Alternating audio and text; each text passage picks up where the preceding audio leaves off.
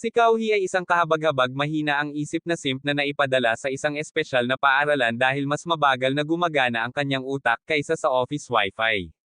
Gayunpaman lahat ng iyon ay nagbabago pagkatapos ng isang vampira na body na may malalaking cake ay lasa ng kanyang dugo at nahuhumaling sa pagsuso ng kanyang iba pang katas. Nagsimula ang kwentong ito sa pagsakay ni Kauhi ng tren patungo sa isang lungsod kung saan siya humingi ng tulong mula sa mga lokal bago niya mahanap ang kanyang bagong paaralan. Sa pag-akyat nakilala niya ang isang smoke show hottie na nagngangalang Erica na nagpapakilala sa sarili bilang Vice President ng Student Council at tinatanggap siya sa akademya. Pagkatapos ay sinubukan niyang tanggapin ang kanyang pakikipagkamay ngunit ang isang pagpindot ay nagbibigay sa kanya ng instant PTSD kaya sinabi niya sa kanya na manatili hanggang sa lumitaw ang isa pang estudyante na nagngangalang Shukasa. Pagkatapos makiusap sa kanya na ipakita si Kauhi sa paligid tumakbo siya upang kontrolin ang kanyang malalim na pagnanais para sa kanyang magnum sausage.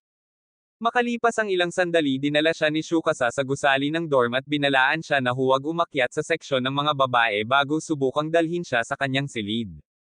Sa sandaling iyon inatake siya ng mga chips bago bumangga ang isang midget na sisiw sa kanya at pinalamig siya. Kaagad na sinubukan ni Con-Aid na gisingin siya at muntik na siyang ipadala sa kaharian ng anino ngunit pinigilan siya ng kanyang kapatid na si Haruna upang subukan ni Shukasa. Pagkatapos ay tinawag siya ni Shukasa dahilan upang makilala siya ng mga babae bago siya magising at naalala na sila ay mga kaibigan noong bata pa sila. Hindi pinapansin ang katotohanan na ang katawan ni Con-Aid ay natigil pa rin sa phase 1 ng paglaki na abutan niya ang mga ito at ipinaliwanag kay Shukasa na minsan siyang nanirahan sa lungsod ilang taon na ang nakalilipas na kung paano sila nagkakilala. Pagsapit ng dilim nakipagkita si Erica sa kanyang nakatatandang kapatid na si Yori para pag-usapan ang kakaibang epekto ni Kauhi sa kanya ngunit ang ginagawa lang niya ay kulitin siya dahil sa madaling pagkahumaling sa isang baguhan. Noong panahong iyon sina Con-Aid at Haruna ay nagsimula ng isang tea party kasama ang kanyang mga kaibigan habang si Kauhi ay naglalatag ng futon sa shuku sauce at nagpapasalamat sa kanya sa pagpayag sa kanya na manatili hanggang sa maihatid niya ang iba pa niyang gamit. Sa tanghalian kinabukasan pareho silang kumuha ng mesa para sa tanghalian at ang mga batang babae ay sumama sa kanila upang humingi ng paumanhin para sa lahat ng ingay mula sa tea party. Pagkatapos ay ibibigay ni Con-Aid ang isang mapa ng akademya at ipinaliwanag kung paano siya dapat maglibot sa pagkuha ng mga larawan ng iba't ibang lokasyon bago ang seremonya ng pasukan. Pagkatapos nagsimula siya sa mga larawan at kakakuha lang ng isa sa mga hardin nang may pumasok na kuneho sa frame at patuloy na sinusubukang iwasan ang isang nakakatuwang hottie na nagngangalang Shiro. Pagkatapos niyang tulungan siyang mahuli ang kuneho nagtanong siya tungkol sa kanyang damit kaya sinabi niya sa kanya ang tungkol sa kanyang espesyal na grupo ng council na nangangalaga sa chapel bago dumating ang isang mainit na kapatid na babae na nagngangalang Shizuko upang makita siya at makilala rin siya.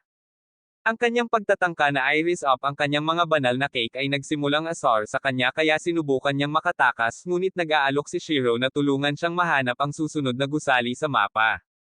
Makalipas ang ilang sandali nakarating sila sa gusali ng nagdidirekta ng mag-aaral kaya sinubukan niyang kumuha ng litrato ngunit isang senior na nagngangalang Seiichiro ang nagpakita at nagsimulang magtanong. Bilang nakatatandang kapatid na lalaki ni Shiro pinaalis niya ito at sinubukang tanungin si Kauhi ngunit lumabas si Yori para tingnan ang newbie at sinabihan si Seiichiro na ihinto ang Giga Chat Act.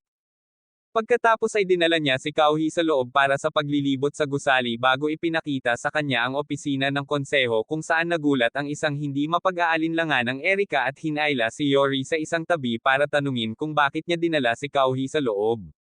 Nang makitang naghahanap lang siya ng paraan para guluhin siya lumabas siya at sinabi niya kay Kauhi na talagang may nararamdaman siya para sa kanya. Nang maglaon nahanap niya ang paliguan ng mga lalaki at sinubukang maglinis ngunit pagkatapos ay nakita niya si Erica sa loob na walang takip ang dump truck at nakatanggap siya ng isang sampal na naglalagay sa kanyang utak sa sleep mode. Samantala narinig ni Shukasa si Seiichiro na sinabihan si Yori na ayusin ang mga senyales sa paliguan upang walang ibang magulo. Makalipas ang ilang minuto nahanap niya si Kauhi na nilalabanan ang sakit mula sa sampal ni Erica at si Con-Aid ay nagpakita kasama si Haruna upang parusahan siya ng isang sticker para sa pagtukoy ng mga walang hiyang kilabot. Matapos sabihin sa kanya ni Shukasa ang tungkol sa kanyang narinig sa paliguan sinubukan siyang hanapin muli ni Erica ngunit pagkatapos ay narinig niya itong nagpaplanong humingi ng tawad kahit na hindi niya kasalanan at nagpas siyang iligtas ang kanyang kabilang pisngi.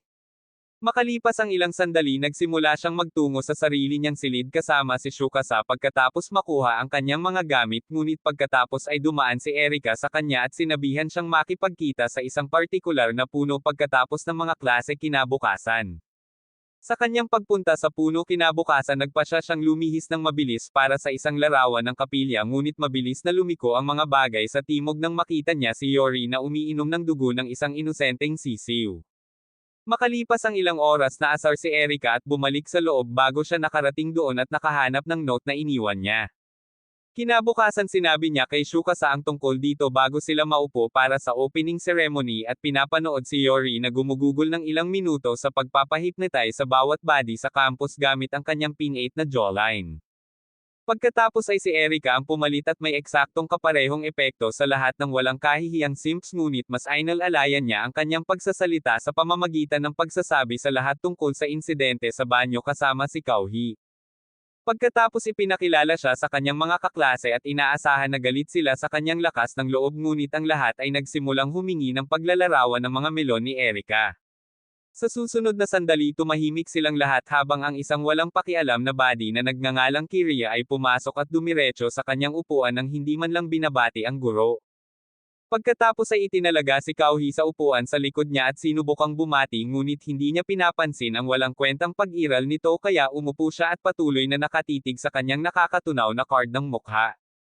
Nang maglaon na pagpasyahan niyang humingi ng tawad kay Erika ngunit pagkatapos makita na palagi itong abala sa iba pang mga babae at nakitang nakalok ang gusali ng konseho nagpasya siyang magpahinga at nahanap si Haruna na nag-aalaga ng mga bulaklak.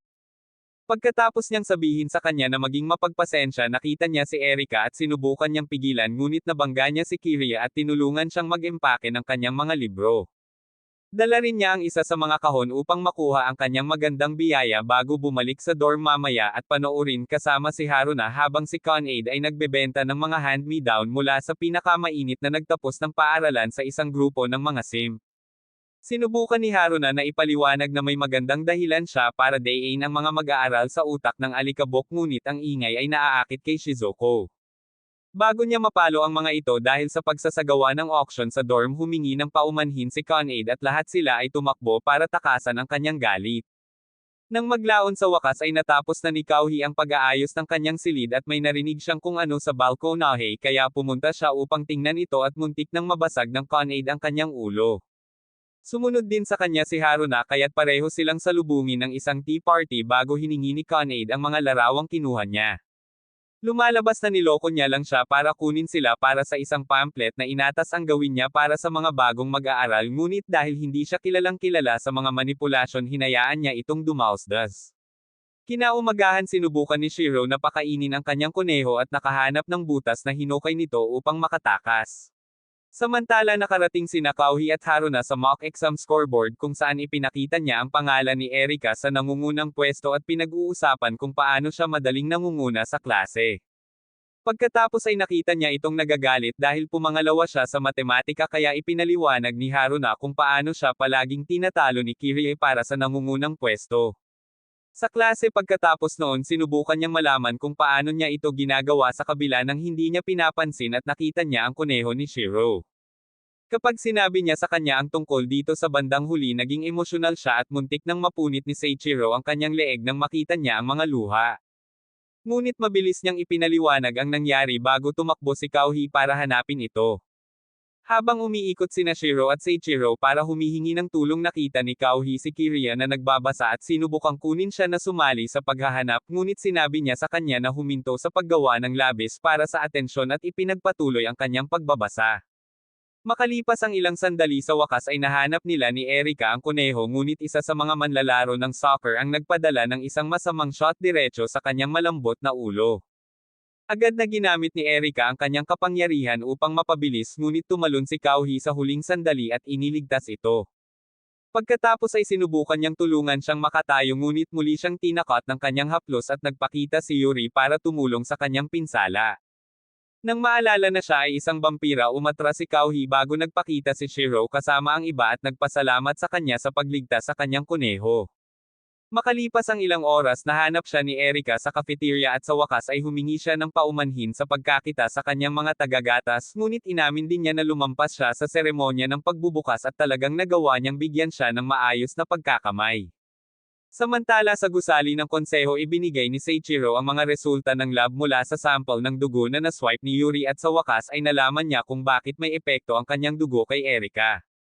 Sa daan patungo sa mga klase, kinabukasan inimbitahan ng mga batang babae si Erica para sa isang tea party at tinanggap niya ito ngunit nag-trigger iyon sa ilan sa kanyang mga lalaking tagahanga na hindi makayanang makita siyang napakalapit sa parehong lalaki na nilabasan niya bilang isang walang hiyang kilabot.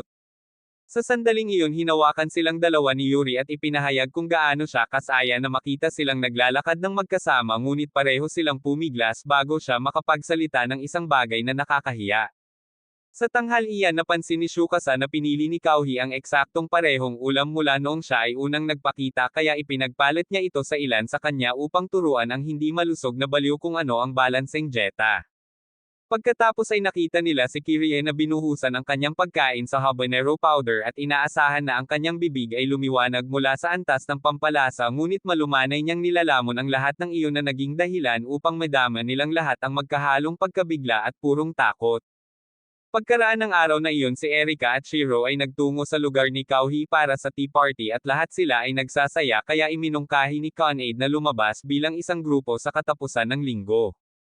Pagkalipas ng mga araw lahat sila ay dumating para sa hangout sa katapusan ng linggo at si Kauhi ay nagkaroon ng masamang kaso ng buhok sa kama kaya sinubukan ni Conade na tumulong ngunit lumalala lamang ito.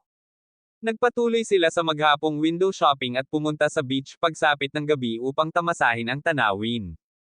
Pagkatapos ay kinuha ni Erica ang pagkakataong iyon para mangako kay Kauhi ng isang kamangha-manghang oras sa akademya at nasa sabik siyang makita kung ano ang susunod para sa kanilang grupo ng kaibigan ngunit pagkatapos ay binalaan siya nito laban sa pagiging malapit kay Yuri.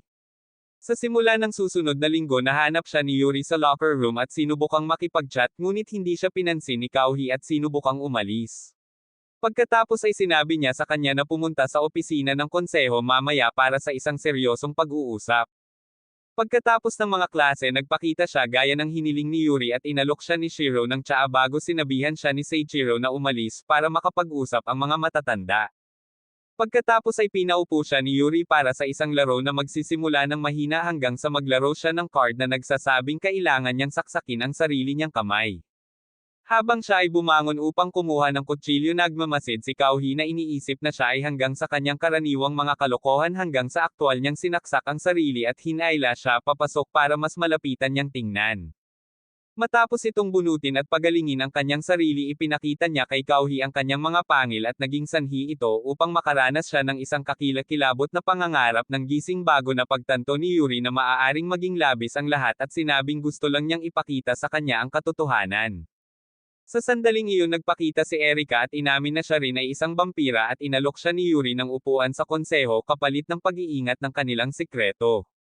Pagkatapos ay tinanong ni Kauhi kung mayroon siyang pagpipilian sa bagay na iyon kaya ipinaliwanag ni Yuri na ang hindi pagtanggap sa alok ay mapipilit nilang burahin ang kanyang memorya tulad ng babae sa kapilya.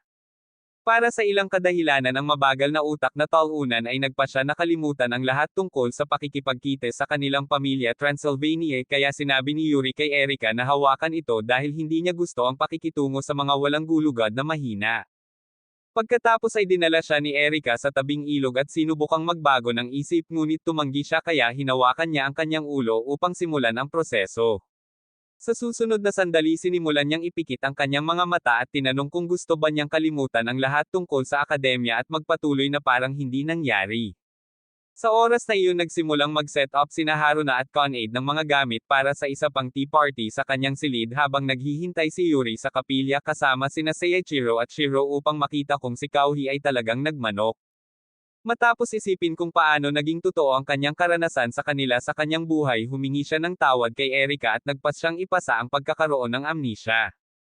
Pagkatapos ay dinala niya siya pabalik sa opisina ng konseho kung saan tinanggap niya ang alok ni Yuri at niyakap ang kanyang bagong buhay. Pagkatapos maghanda para sa paaralan sa susunod na araw nakipagkita si Kauhi kay Erica na pagkatapos ay dinala siya sa opisina ng konseho para sa isang kurso sa pag-crash ng vampira. Ipinaliwanag ni Yuri na hindi tulad ng mga lalaki sa Vampire Diaries, hindi sila naaapektuhan ng sikat ng araw, ngunit mayroon silang lahat ng iba pang mga perks ng pagiging isang vampira, kabilang ang hitsura ng isang 20 taong gulang na gigachad sa kabila ng mga siglo na ang edad. Matapos sabihin sa kanya ni Erica na kaedad niya ito kaya hindi niya iniisip na isa siya sa mga kilabot sa listahan ni Jeffrey Epstein, ipinaliwanag ni Yuri kung paano napanatili ng pamilya nila at ng mga pamilya ni Seiichiro ang isang kamangha-manghang relasyon sa loob ng maraming siglo. He then goes on to get his blessings for a relationship with Erica since nakita na nila ang mga balak ng isa't isa. Ngunit tumugon si Erica sa pamamagitan ng pagbagsak sa kanya sa isang pader at pagbabante na pupunasan ang isip ni Kauhi kung patuloy niyang iniisip ang gabing iyon. Ilang sandali pa dinala siya ni Yuri sa klase at ipinaalam sa mga estudyante ang kanyang desisyon na ilagay si Kauhi sa pamamahala sa pagpaplano ng sports festival. Nang marinig iyon, lahat sila ay nagsimulang magtanong kung paano nagpaplano ang pinakasikat na creep ng paaralan na mag-set up ng isang sports festival, kapag malamang na hindi niya alam kung ano ang ibig sabihin ng pagiging aktibo, kaya binigyan siya ni Yuri ng puwang para kumbansihin sila. Ganap na alam ang katotohanan na wala siyang ideya tungkol sa kanilang mga kagawian, sa pagdiriwang humihingi siya ng tulong sa kanila at nag-aalok na gawing kawili-wili ang mga bagay sa pamamagitan ng pagdaragdag ng mga bagong kaganapan na nakita niya sa kanyang mga nakaraang paaralan. Pagkatapos na puno siya ng trabaho sa opisina ng konseho at sinubukan ni Erica na tumulong, ngunit sinabihan siya ni Yuri na ihinto ang pagtrato sa kanya na parang bagong pang-anak para malaman niya ang mga bagay-bagay para sa kanyang sarili. Sa gabi natagpuan siya ni Tsukasa at ng mga batang babae na nahimite sa kanyang silid at ginaising siya, kaya ipinaliwanag niya ang mga kamakailang pagbabago sa kanyang karaniwang boring na buhay at nagsimulang magtanong sa kanyang mga kakayahan. Pagkatapos ay ipinaalala ni Conade sa kanya ang oras na nakaharap siya sa lupa habang pinipilit ang sarili na sumakay ng bisikleta at nagmumungkahi na dahan-dahan ang mga bagay-bagay para hindi siya masunog. Pagkatapos ding bigyan siya ni Tsukasa ng ilang mga salita ng pampatibay loob, pumunta siya sa paglilinis ng mga pinggan kasama si Haruna, na pagkatapos ay ipinaalala sa kanya ang sulat na isinulat niya sa kanya pagkatapos umalis para sa isang bagong paaralan taon na ang nakakaraan. Kinabukasan nakita siya ni Erica sa likod ng isang stack ng mga lumang programa ng festival, kaya sinabi niya sa kanya ang tungkol sa kanyang plano na basahin ang lahat para sa inspirasyon. Pagkatapos ay iminungkahi ni Yuri na maghanap ng higit pang mga sanggunian sa storage room, kaya tumakbo siya upang hanapin ang mga ito at sumunod si Erica upang tulungan siya. Nang umakyat siya para kunin ang isa sa mga kahon, sinilip niya ang kanyang mga cake, ngunit nagulat siya at nahulog sa kanyang maliit na si Johnny. Nang makitang dumidikit din ang kanyang mga unan sa dibdib sa kanya, bumaba siya sa kanya bago nila makita ang mga lumang larawan ng festival at maglaan ng oras upang tingnan ang mga ito. Sa susunod na 2 araw nahuhumaling si Kalji sa pagpaplano ng perpektong pagdiriwang at nakakakuha ng tulong mula sa maraming estudyante para tumulong sa pag-set up ng maraming atraksyon. Isa sa mga araw na iyon nakita ng mga batang babae na nagtatrabaho pa rin siya sa tanghalian, kaya sinubukan ni Conade na magkaroon ng ideya para sa pagdiriwang, ngunit alam niyang mayroon siyang 5 megabytes na utak sa pagpoproseso. Hindi niya ito pinapansin na makipag-usap kay Haruna na pagkatapos ay nagbuhos ng tsaa para makatulong sa stress. Nang maglaon nakita siya ni Shiro sa klase na nagsasabi sa lahat tungkol sa isang pagkakataon na nakuha ng kanyang lumang paaralan ang mga kalapit na negosyo upang mag-sponsor ng isang pagdiriwang na may mga premyo, ngunit wala sa kanila ang sumusuporta sa kanya dahil hindi pa ito nagawa noon. Nang maglaon nagpasya siyang gawin ito ng mag-isa at si Shiro ay nagpakita upang tumulong, kaya halos buong hapon ay ginugugol nila ang pakikipag-usap sa mga may-ari ng maliliit na negosyo at nagawang kumbansihin ang marami sa kanila. Pero napapansin din ni Kalji na kilala nilang lahat si Shiro. Habang nagpapahinga sa isang bench pagkatapos nagtanong siya tungkol dito, kaya sinabi niya sa kanya ang tungkol sa reputasyon ng kanyang pamilya at ang mahigpit na pamumuhay na ipinatupad sa kanya ni Seiichiro upang matiyak na natutupad niya ang mga inaasahan. Sinabi pa niya na hindi pa siya umalis sa isla dahil doon, kaya iminumungkahi niya na maglakbay bilang isang grupo sa hinaharap at nangangako na bibigyan siya ng tour kung saan man nila pipiliin na pumunta. Nang maglaon natapos si Erica sa kanyang trabaho sa council at sinubukang tulungan si Kalji sa kanya, ngunit tinalo siya ng ilang iba pang estudyante, kaya nanood siya hanggang sa magpakita si Shiro. Matapos kumilos na parang nakikita siyang palakaibigan sa iba ay hindi nagseselo sa kanya, pareho silang sumama sa kanila upang tapusin ang mga dekorasyon. Samantala binabantayan nina Seiichiro at Yori sina Kalji at Erika at tinalakay ang isang plano tungkol sa kanya. Pagkalipas ng mga araw sinimulan ni Kalji ang pagdiriwang sa pamamagitan ng pinakamasayang pananalita na alam ng tao at ang buong campus ay mabilis na napuno ng mga nasa sabik na mag-aaral at lokal na manunood na sabik na makita ang mga batang babae na tumatakbo kasama ang kanilang mga vinilabon. Pagkatapos ng unang opisyal na karera pumangalawa si Kirie kaya sinubukan ni Kalji na pasayahin siya ngunit sinabi niyang wala siyang pakialam sa pagiging talunan at umalis. Siya ay patuloy na nanunood sa kanya at naaalala kung ano ang sinabi sa kanya ng mga batang babae tungkol sa kanyang kakaibang pagpili na magsikap lamang sa pag-aaral ng matematika. Sa sandaling iyon hudyat ng Canada ang pagsisimula ng susunod na karera kaya bumalik siya sa trabaho. Nang makitang si Haruna ay kabilang sa mga runner sinabihan siya ng Canada na pumalit bilang komentariste sa pag-aakalang maaari niyang gawin ang isang mas mahusay na trabaho ng hindi pagiging bias. Gayunpaman patuloy siyang nagkomento sa paggawaan ng gatas ni Erika. Pagkatapos manalo sa karera dumiretso siya sa pagtakbo papunta sa kanya at halos ipadala siya sa para sa malinaw na kawalan ng anumang pakiramdam ng kahihiyan. Mabilis silang bumalik sa isang grupo ng iba pang mga kaganapan at mga paligsahan hanggang sa makuha ni Haruna ang kanyang mga cake na nakasalo sa lambat.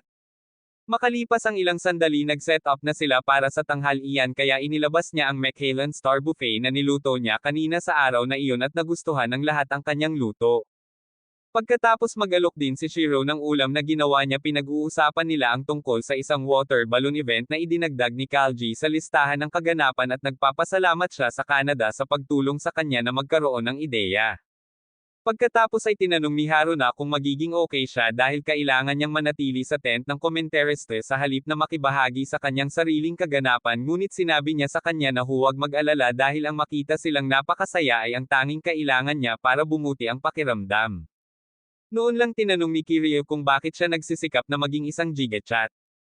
Agad na sinubukan ni Erika na ipagtanggol ang kanyang pag-uugali ng cornball ngunit umalis si Kiria upang maiwasan ang hindi kinakailangang karne ng baka. Tinanong ni Erika kung mayroon ba siyang mga kaibigan dahil lumalaktaw pa rin siya sa karamihan ng kanyang mga klase upang magbasa ng mga kwento ng pag-ibig ng lalaki. Makalipas ang ilang minuto nakahanap si Kiria ng mauupuan at sinubukang magpalipis ng oras kasama ang kaibigan niyang pusa ngunit nagpakita si Kalji para itanong kung bakit napakalayo niya sa pangunahing kaganapan.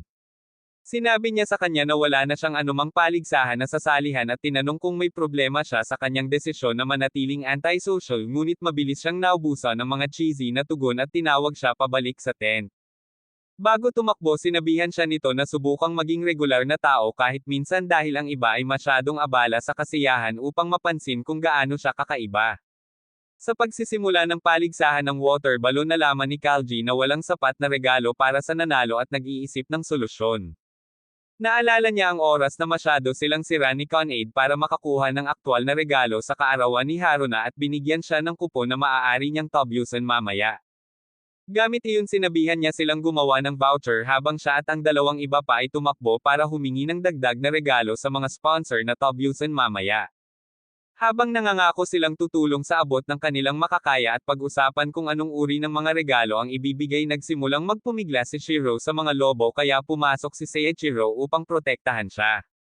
Si Conade sa kabilang banda ay binabad ang kanyang kamiseta at sa una ay iniisip na hindi ito malaking bagay hanggang sa makita niya ang mga lalaki na nakatingin sa kanyang mga melon at napahiya bago umatake sa kanila.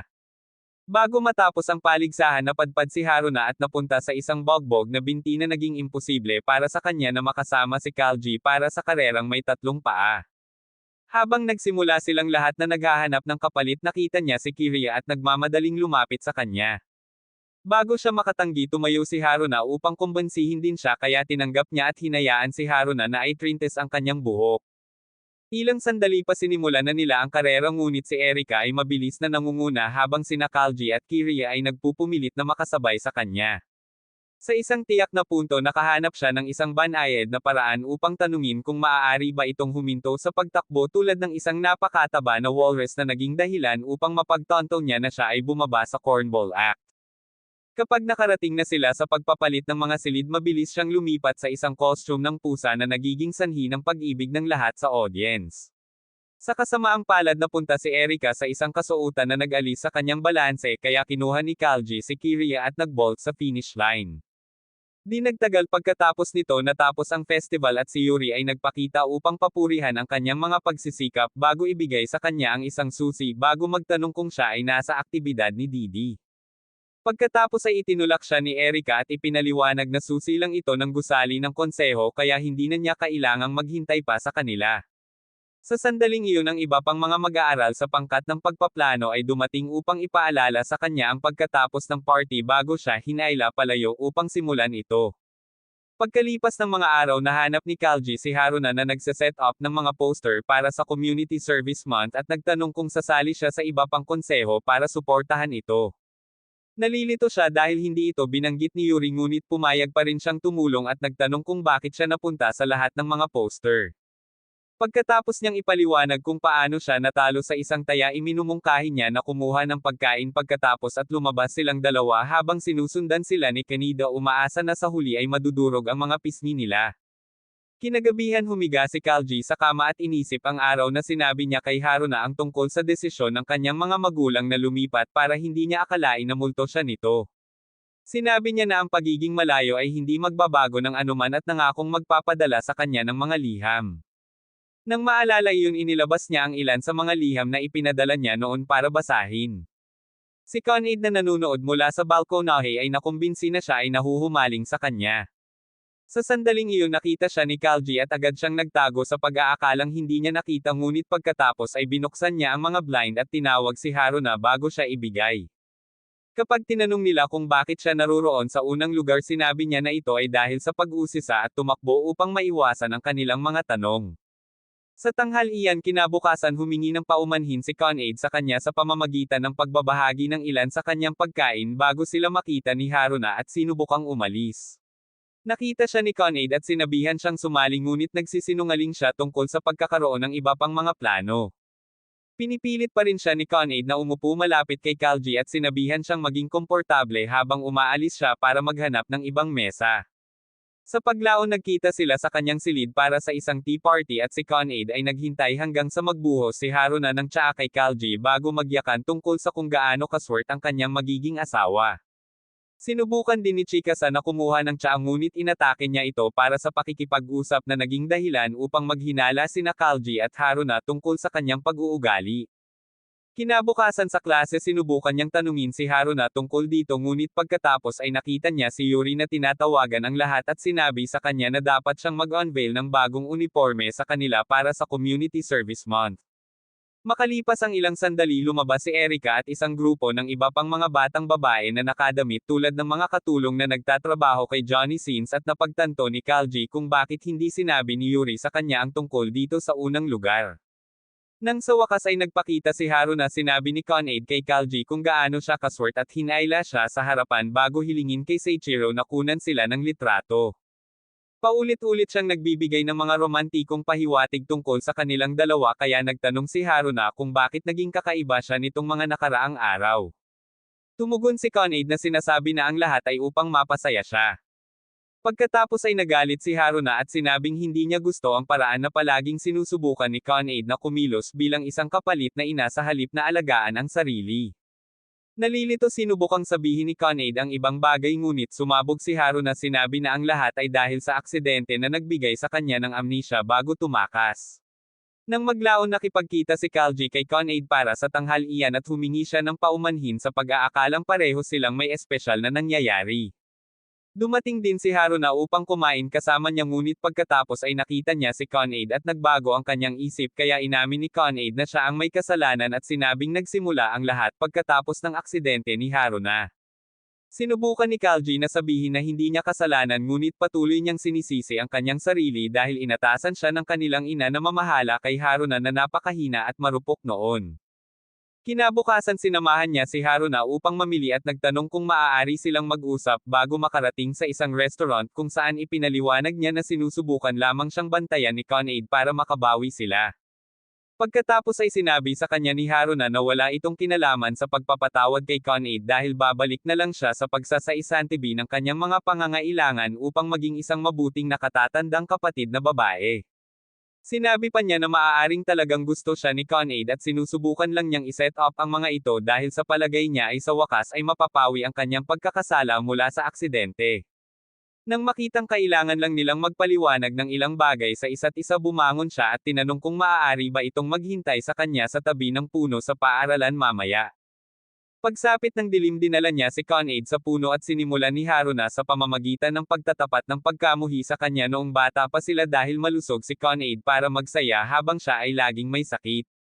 Sinabi rin niya na ang aksidente ay maaaring ang paraan ng Diyos para parusahan siya sa pagiging malayo pagkatapos niyang gumaling, ngunit pinigilan siya ni Conade at inamin na kinasusuklaman din siya noon. Nakaramdam siya ng selos dahil nakakuha si Haruna ng dagdag na atensyon mula sa kanilang mga magulang habang siya ay halos mag-isa, ngunit lubos niyang pinagsisihan ito pagkatapos ng aksidente. Napagtatanto na gusto lang nilang makitang masaya ang isa't isa, sa wakas ay nakabawi sila sa isang yakap at binigyan ni Kauhi si Conade ng isang liham na ipinadala ni Haruna pagkatapos ng aksidente upang bumuo ng mga bagong alaala na magkasama. Dahil dito naalala ni Conade na minsan silang nagdasal sa lugar na iyon para mahanap ni Kauhi ang kanyang daan pabalik sa kanila, kaya lahat sila ay sumang-ayon na tumuon sa pagkakaroon ng maraming kamangha-manghang karanasan ng magkasama. Pagkalipas ng mga araw, nagpa siya ang isang sobrang kumpiyansa na otako na subukan ang kanyang kapalaran sa pamamagitan ng pagyaya kay Erika na makipag-date, ngunit malupit niyang tinanggihan siya at sinabing labag sa kanyang moral na code ang makipag-date sa mga mababang antas ng beta. Pagkatapos pinag-iisipan niya kung paano naaapektuhan ng pagiging isang immortal na vampira ang kanyang kakayahang maranasan ang pag-ibig tulad ng mga tao bago tumakbo sa Kauhi na pagkatapos ay nagpapahinga mula sa paglilinis upang paglaruan siya. Makalipas ang ilang oras, napagod siya sa pagtatrabaho sa silid ng konseho at tinanong si Yori kung bakit bigla siyang nakaisip ng isang pool event na kailangan na niyang planuhin. Hindi pinapansin ni Yori ang kanyang catamaran at patuloy na nagbabasa tungkol sa mga horoscope at compatibility test hanggang sa subukan ni Shiro na kumuha ng pagbabasa upang makita kung maaari siyang magpakasal sa kanyang kuneho. Pagkatapos ay tinanong ni Yori si Kauhi kung gusto niyang makakuha ng compatibility reading kasama si Erika, ngunit sinabi niyang hindi siya interesado sa ideya. Muli siyang hindi pinansin ni Yori at sinimulan ang pagsusulit sa pamamagitan ng pagbabasa ng mga pangunahing detalye ni Erika, ngunit pagkatapos ay nabalitaan ni Kauhi na ito talaga ang kanyang kaarawan at agad na nagsimulang humingi ng mga ideya sa regalo. Matapos ipaliwanag ni Yori na hindi talaga nila ito ipinagdiriwang dahil sa pagiging immortal, tinanong niya kung ang isa sa kanila ay makakakuha ng dagdag na panlinis sa lokal na tindahan at si Kauhi ay nasa sabik na lumabas upang kunin ito. Makalipas ang ilang minuto, isinama ni Yori si Seiichiro upang tumulong sa paglilinis, ngunit nababaliw siya sa dumi kaya nagsimula si Yori at pinasaya ang kanyang mga tagahanga habang si Seiichiro ay patuloy na kumikilos ng walang pakialam hanggang sa lutuin siya ni Shiro sa malambot na boses na nakakatunaw sa kanyang utak. Makalipas ang ilang oras, bumalik si Kauhi sa opisina at tinulungan si Erika sa lahat ng plano para sa pool event ni Yori. Sa susunod na sandali, tinawag ng delivery man ang kanyang pangalan kaya lumabas siya upang makita si Tsukasa at nagpasalamat sa tulong nito. Pagkatapos ay bumalik siya sa loob at ibinigay ito kay Erika bilang regalo sa kaarawan, ngunit nagulat siya at nagtanong kung paano niya ito nakuha. Ipinaliwanag niya na sinabihan siya ng babae sa tindahan ng bulaklak na bumalik pagkalipas ng ilang oras at imposible iyon, ngunit dumating si Tsukasa sa tamang oras. Nang makita ang kanyang gulat na ekspresyon, tinanong niya kung ang mga vampira ay napupuot sa mga bulaklak, ngunit mabilis niyang pinunasan ang kanyang mga luha at nagpasalamat sa kanya sa pagiging maalalahanin. Bumalik sa kanyang silid ng gabing iyon, inayos niya ang mga bulaklak sa tabi ng kanyang kama at sinubukang mag-isip ng isang plano para sa iba pa niyang gamit bago biglang mapuspos ng gana sa pagkain. Sa araw ng kaganapan sa pool, sinubukan ni Shiro na magpalit, ngunit ang mga unan sa dibdib ni Haruna at Erika ay nag-trigger ng antas ng kawalan ng kapanatagan na hindi niya alam na umiiral.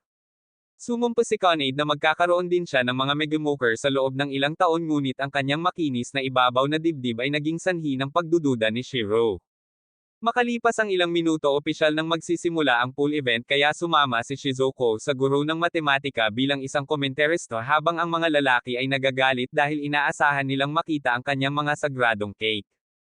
Samantala, sinubukan ni Erika na tanungin si Kauhi ng isang katanungan, ngunit nawala siya sa kanyang mga tagagatas at nagawang baguhin ang paksa bago niya napagtanto. Pagkatapos magpakita si Con-aid kasama si Haruna para bigyan sila ng tsaa, pumunta siya para hudyat ng pagsisimula ng isang bagong laro kung saan hinahabol ng grupo ng mga lalaki mula sa judo club ang mga babae sa loob ng pool para kunin ang kanilang mga sombrero. Pagdating sa turn ni Kurita, madali niyang iniiwasan ang mga ito gamit ang isang pamamaraan na ikinatutuwa ng lahat sa kanyang kagandahan.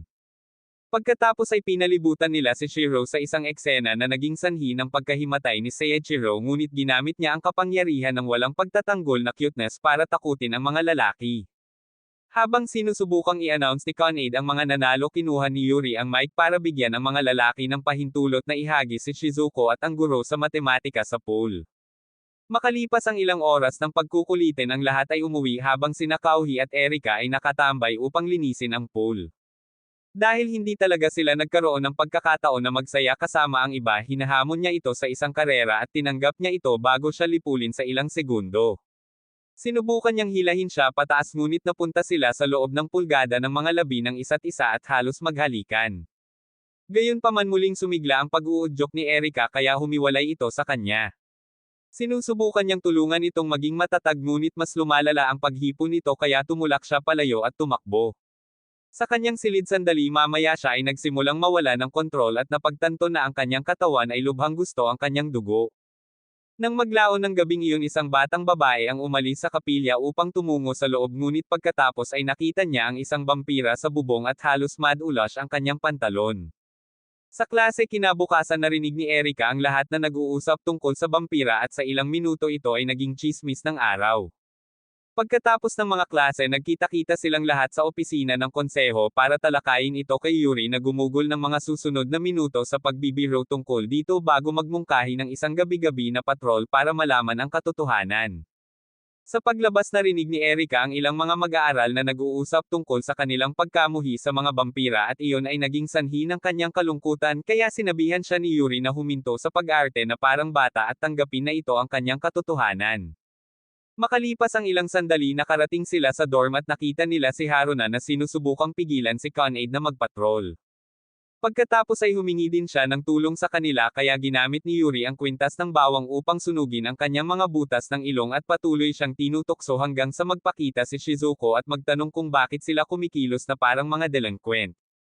Sinabi sa kanya ni Yuri ang tungkol sa planong magpatrolya, ngunit sinabi niya sa kanya na kalimutan ang tungkol sa paghakbang ng isang paa sa labas pagkatapos ng dilim at sinasabing walang mga vampira.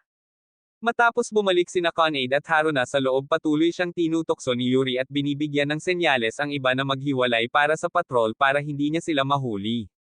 Pagkalipas ng ilang minuto, nagsimula si Kaori sa bahagi ng akademya kasama si Erika, ngunit patuloy niyang sinasabi kung gaano mali ang pakiramdam na magsinungaling sa lahat tungkol sa kanyang katotohanan. Pagkatapos ay sinabi niya sa kanya na okay lang na magkaroon ng dalawang sikreto hanggat nasa puso niya ang pinakamabuting interes ng lahat at pinasalamatan siya nito sa pag-uusap. Ngunit ang kanyang dugo ay nagsimulang makaapekto muli sa kanya. Ilang sandali pa nagkita sila Yuri at Seiichiro na wala ring nahanap at nagsimulang isipin na ang lahat ay isang kalokohan lamang. Sa sandaling iyon, nakita nila ang vampira na tumatalon sa mga bubong kaya tumalon si Erika upang pigilan siya at hiniling na malaman kung sino siya. Matapos ihayag ang sarili, may sinabi si Kirie tungkol kay Erika na hindi niya Panginoon at tumalon pababa para sabihin din iyon sa iba bago umalis muli. Agad siyang hinabol ni Erika habang ang mga lalaki ay sinusubukang makahabol sa paglalakad. Pagkalipas ng ilang segundo, sinubukan ni Haruna na dumungaw sa kanyang bintana at nakita niya ang mabilis na paghabol ni Erika. Para sa ilang kadahilanan, nagpasya siyang tumingin ng mag-isa. Samantala si Erika ay nagsimulang magsisi sa paglaktaw sa pagsasanay sa vampira at ginamit ang huli niyang lakas para makalapit, ngunit umiwas si Kiria at muling umalis. Pagkatapos ay umangkas siya upang suluhin siya sa kalangitan, ngunit halos nawala si Kirie sa kanyang harapan. Sa sandaling iyon, sinimulan ni Haruna na muling isaalang-alang ang kanyang desisyon, ngunit pagkatapos ay bumagsak si Erika sa langit sa kanyang harapan at pagkakita sa kanyang mga mata ng vampira ay naging dahilan upang maalala niya na si Erika ang nagligtas sa kanya noong araw ng kanyang aksidente. Dahil sa pagkabigla, siya ay nawala ng malay bago maabutin ni Kauhi si Yuri na masasabi na nila na maaaring kailanganin nilang panasan muli ang kanyang isip. Sa council building, makalipas ang ilang minuto, ipinaalala niya sa kanya ang mga panganib na malantad at sinabihan siyang gawin na lang niya ang ginawa niya noong mga nakaraang taon. Pagkatapos ay pumasok siya sa opisina kung saan binabantayan ni Kauhi si Haruna at sinabi sa kanya kung ano ang kailangang gawin. Sinusubukan niyang baguhin ang isip nito kaya nagpasya siyang sabihin din sa kanya ang tungkol sa oras na ginugol nila ni Haruna bago ang aksidente at kung paano niya kinailangan na burahin ang mga alaala sa buong taon pagkatapos noon. Ipinaliwanag pa niya na sa pagbabalik ng dati niyang mga alaala kailangan niyang tumagal ng higit pa sa isang taon ngunit pinigilan siya ni Kauhi at tinanong kung ganoon ba talaga kadaling kalimutan siya ng isang kaibigan. Patuloy niyang sinusubukang sabihin sa kanya na madaling papayag si Haruna na itago ang kanyang sikreto. Ngunit siya ay naasar at naisaaktibo ang kanyang mga kapangyarihan upang gawin ito anuman. Nang siya ay umabot sa magic amnesia si Haruna ay nagising at nagpasalamat sa kanya sa pagliligtas sa kanyang buhay noon. Nagpapatuloy pa rin siya sa spell at napaluhod si Kauhi sa pagkabigo. Ngunit pagkatapos ay nagising si Haruna na ang lahat ng kanyang mga alaala mula sa taong iyon ay bumabaha pabalik at sinabi sa kanya ni Erika na tapos na siyang manlinlang sa kanyang mga kaibigan. Pagkalipas ng mga araw binuksan ni Erika ang isang sariwang pakete ng dugo upang mabusog ang kanyang pagnanasa bago lumabas kasama si Kaugi na pagkatapos ay nagtanong kung nakita niya si Kirie mula noong gabing iyon. Matapos sabihing hindi nagtanong siya tungkol kay Haruna at ipinaliwanag niya kung paano rin siya lumalaktaw sa mga klase upang ay proseso ang pagkabigla sa pagbabalik ng lahat ng kanyang alaala.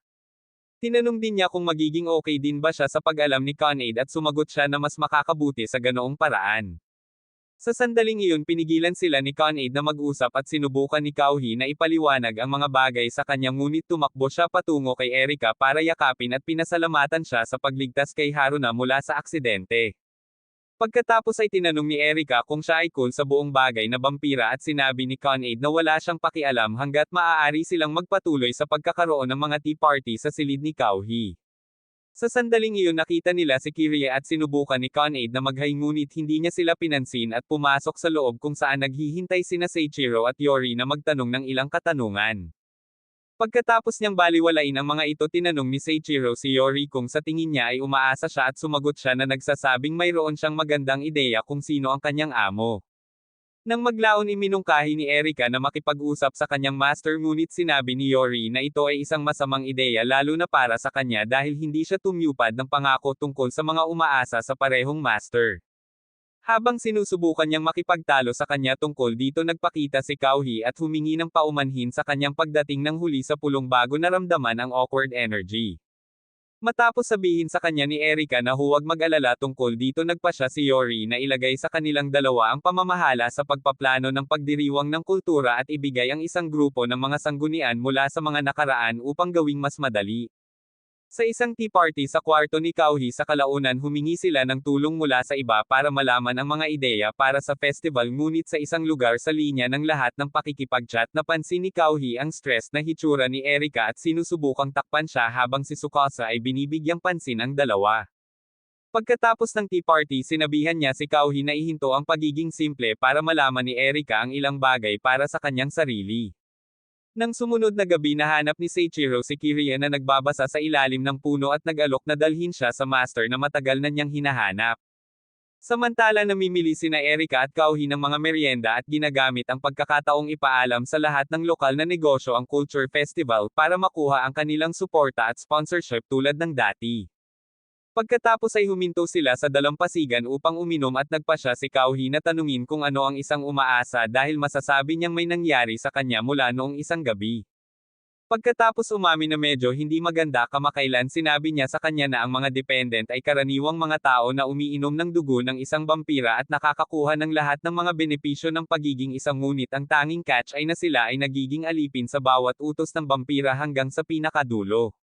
Noong panahong iyon nakarating si Seiichiro sa mansion ng pamilya ni Yori at Erika at inakay si Kirie sa loob para makilala si Kaya isang midget vampire na siya pala ang kanyang amo pati na rin ang nanay ni Erika. Matapos siyang batiin ni Kirie ng isang malupit na sampal tinanong niya kung nakakatuwa ang ilang dekada na nilang laro ng tag ngunit sinabi ni Kirie na hindi na niya gagawin iyon muli at sinusubukang lumabas. Pagkatapos ay inutusan siya ni Kaya na bumalik at hinayla siya palapit upang ipaalala sa kanya ang katotohanan na siya ay umiiral lamang upang magsilbi bilang isang umuusok na hot blood bank na maaari niyang basagin anumang oras na gusto niya. Noon ipinaliwanag na ni Erika kay Kauhi ang lahat at nagpatuloy sa pagkukwento sa kanya tungkol sa isang kasunduan na ginawa niya kay Kaya para maghanap ng dependent bago makapagtapos o makulong sa mansyon ng pamilya tulad noong maliit pa siya. Agad na inalok ni Kauhi ang kanyang sarili ngunit tumanggi siya at sinabing gusto niyang mamuhay tulad ng isang tao at hindi niya kayang pasanin ang responsibilidad na gawing isang blood bank. Matapos tumila ang ulan sinamahan niya ito pabalik sa kanyang dorm at iminumungkahi na tumuon muna sila sa festival sa ngayon bago tumakbo para kumuha ng merienda sa Con-Aid. Sa susunod na sandali nagsimula muli ang kanyang mga paghihimok at sinubukan niyang pigilan ang mga ito sa pamamagitan ng pag-inom sa bawat pakete ng dugo sa kanyang refrigerator ngunit lalo lang itong tumindi dahilan upang mapagtanto niya na ang dugo ni Kauhi ang tanging gusto niya. Dahil ang sumunod na linggo ang huli bago ang summer break lahat ng estudyante ay pumila sa labas ng gusali ng council para ibigay ang kanilang mga kahilingan sa club kay Erika. Pagkatapos ay nagsimulang magreklamo si Shiro tungkol sa init at sinabing hindi na siya makapaghintay sa mga oras ng gabi ngunit sinabi sa kanya ni Kauhi na asahan itong lalala dahil ang init ay pangunahing sanhi ng lahat ng kanilang paisang kaklase. Makalipas ang ilang oras sa wakas ay natapos na nila ang pagkuha ng mga kahilingan at si Yuri ay patuloy na tumatawa tungkol sa kung gaano karaming trabaho ang kailangan niyang ilagay kaya tinanong ni Kauhi kung pinag-uusapan niya ang kanyang pagkagumon sa panliligaw o ang katotohanan na ginagamit niya ang bawat pagkakataon upang ipakita ang kanyang abs.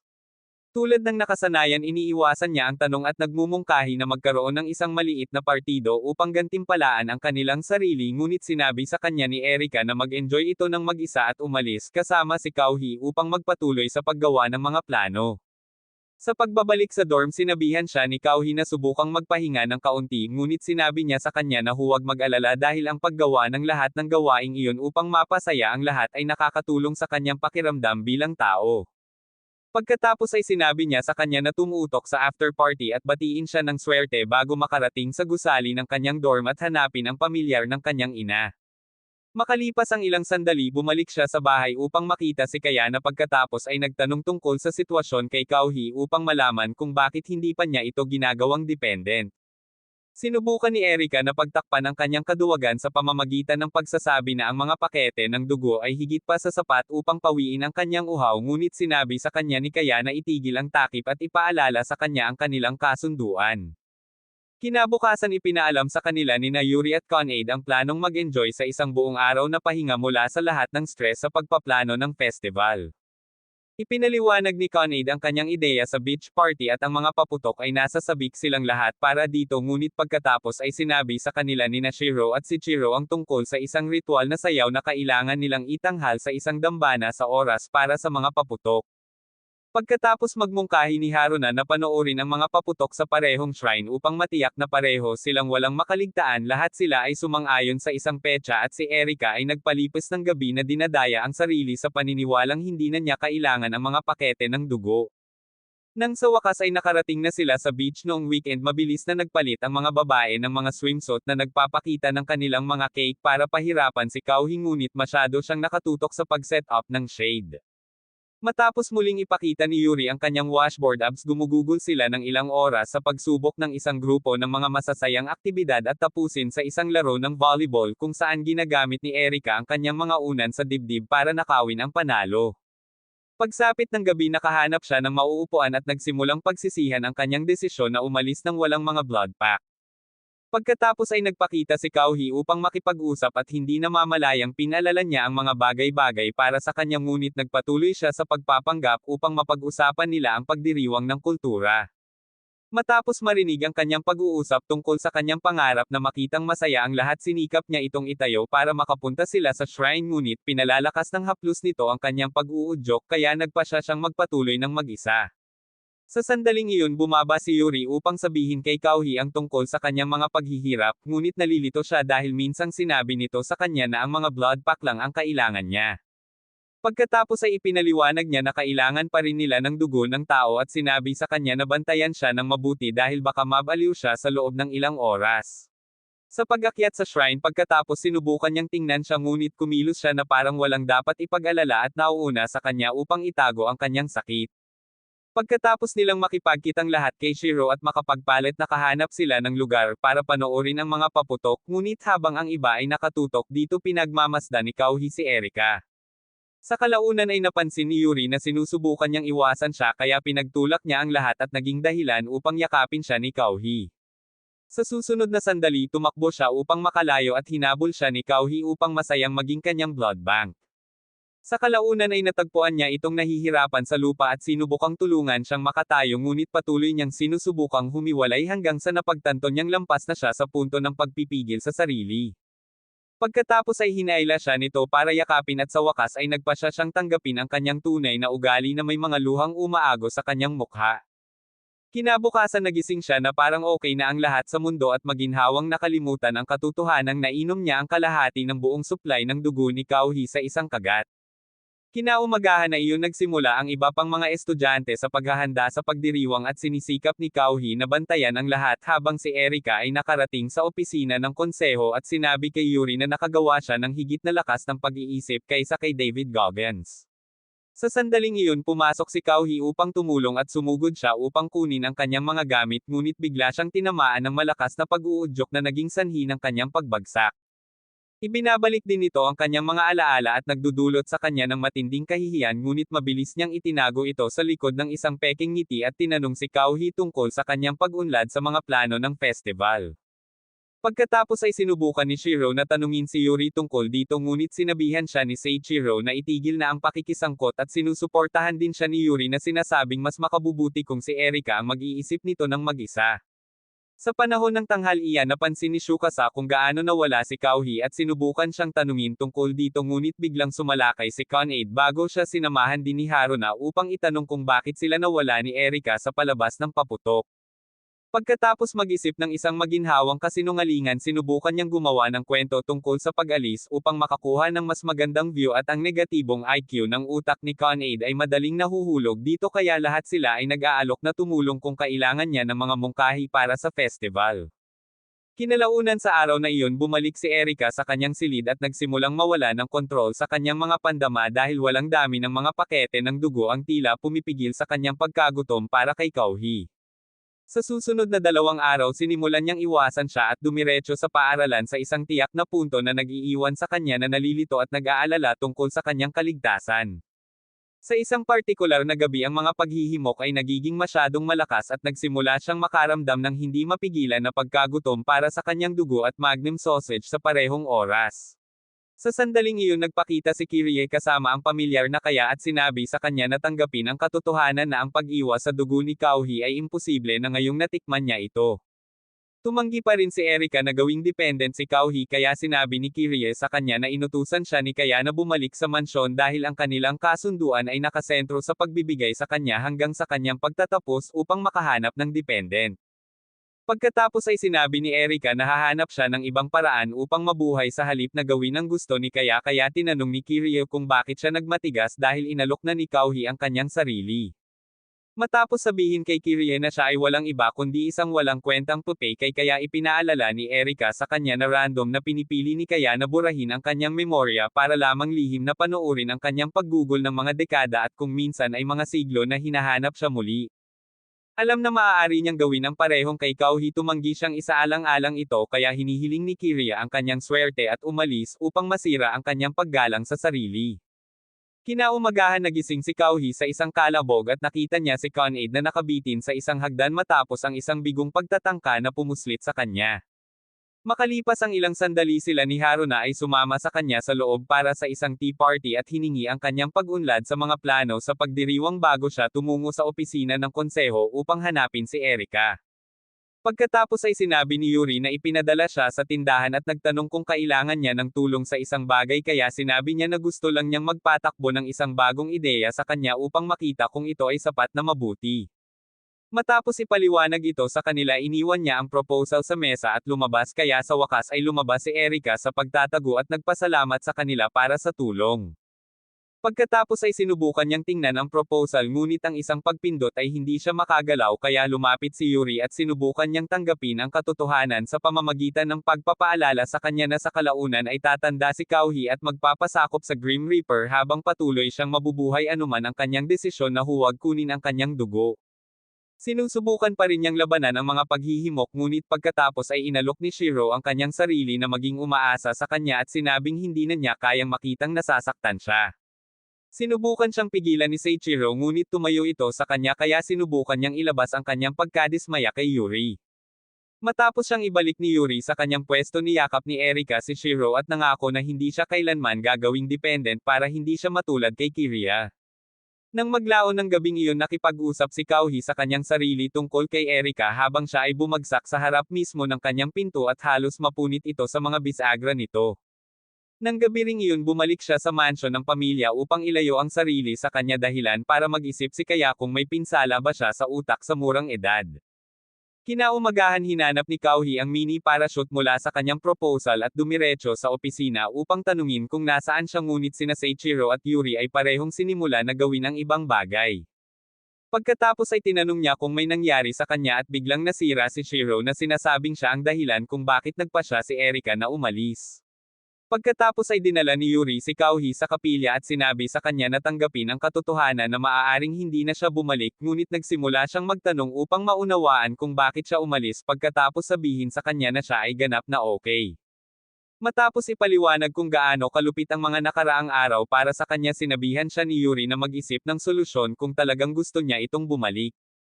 Pagkatapos ay ginugugol ni Kauhi ang natitirang bahagi ng linggo sa pagsisikap na panatilihing abala ang kanyang sarili sa trabaho ngunit patuloy niyang iniisip siya at naririnig ang kanyang pangalan sa buong campus.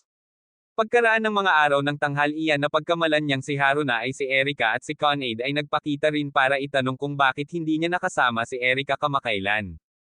Pagkatapos ay nagpa siya silang magkaroon ng isang tea party upang pagsamasamahin ang gang at pagbabantaan na gamitin ang kanyang mga mani bilang pampaganya kung hindi niya ito dadalhin. Nang maglaon ng gabing iyon nagpakita siya nang wala siya at sinubukang sabihin sa kanila na hindi na siya babalik ngunit pinigilan nila siya at sinabing walang paraan na makaalis si Erika pagkatapos ng lahat ng nagawa niya para sa lahat sa akademya. Matapos sabihin sa kanya ni Tsukasa na isuot ang kanyang big boy na pantalon at itigil ang pag-arte na parang kaawa-awa pinasalamatan niya sila para sa verbal na pananakit at tumakbo para hanapin si Erika. Sa paglabas na sagasaan niya si Yuri at nakita si Shiro na pagkatapos ay dinala siya sa mansyon ng pamilya para makipag-chat kay Kea. Nasa sabik siyang makita siya at itinanong kung handa na ba siyang maging umaasa kay Erika ngunit sinabi ni Kaugi na gusto lang niyang bawiin siya at magiging isa lamang siya kung magpasya siyang gawin iyon. Bago niya matapos ang kanyang corny na pananalita tungkol sa kapangyarihan ng pagkakaibigan pinalayas siya nito at sinimulang sakalin dahil sa pagiging tanga para isipin na nangangailangan ng payo mula sa kanya ang isang siglong gulang na bampira. Sa sandaling iyon nagpakita si Erika kaya itinapon siya ni Kea sa kanya at inutusan siyang gawin siyang dependent ngunit tumanggi siya. Pagkatapos ay nagbanta si Kea na pupugutin ang kanyang ulo ngunit nanindigan si Erika at sinabing gusto niya ang lahat ng usok. Sinubukan niyang sabihin kay Kauhi na umalis para labanan niya si Kea ngunit nagpatuloy siya sa pagbibigay ng isa pang corny na pananalita tungkol sa pagiging matalik na kaibigan magpakailanman at sinabing aalis lang siya kung babalik ito sa kanya. Alam na tiyak na ipagtatanggol ni Yuri ang kanyang kapatid tumalikod si Kea kaya't pareho silang umalis at bumalik sa akademya kung saan excited na sinalubong siya ni Tsukasa at ng mga babae. Pagkalipas ng mga araw sa wakas ay sinimulan na nila ang pagdiriwang at ginugugol ang buong katapusan ng linggo na tinatamasa ang bawat sandali ng paggising gaya ng orihinal nilang pinlano. Sa kalaunan gagawin ba ni Erika si Kauhi bilang isang walang kamatayang bangko ng dugo o talagang sumama sa banda kasama si Kea para hubugin ang sarili niyang kapalaran?